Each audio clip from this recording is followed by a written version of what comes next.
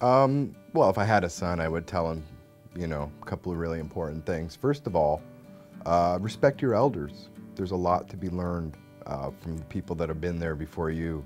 No, I don't have a son, but I would love one very much. I've always wanted a boy. You know, what I teach Jeremy is to not take food from strangers. I teach him to be in the woods with me, his old man. And the second thing would be to don't try to suck your own cock in the shower because you will fall, you will hurt yourself, you will herniate a disc, and so what if you actually achieve it? If I have a son, I will make sure that I do not make him a woman, because I know like people like to repeat the cycle of violence, and I will be like, nope, your penis is your penis, and you get to keep it. Yeah, don't do it. Yeah, don't. I will be a lot more firm and decisive when it comes time to telling my son. I guess when I have a kid, I hope I'm going to have a son one day, and I guess what I would tell him is read, don't throw out the manual for your tent.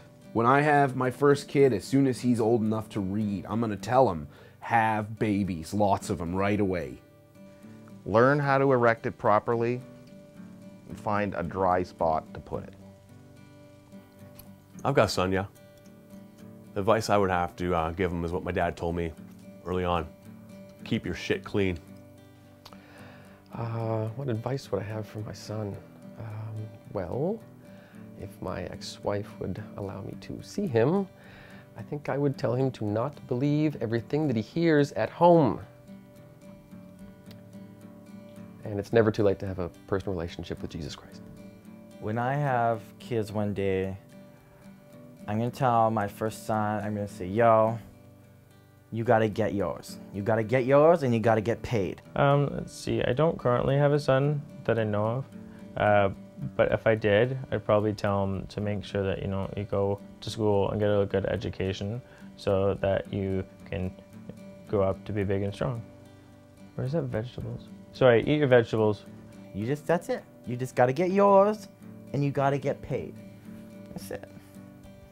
Well, Thomas Hobbes once wrote that life in a state of nature is nasty, brutish, and short. And the lesson I take from that is we must do everything to either distance ourselves from nature or dominate it. Stay in an urban setting with urban friends, urban family, and every tool the urban jungle has to protect you from the world outside.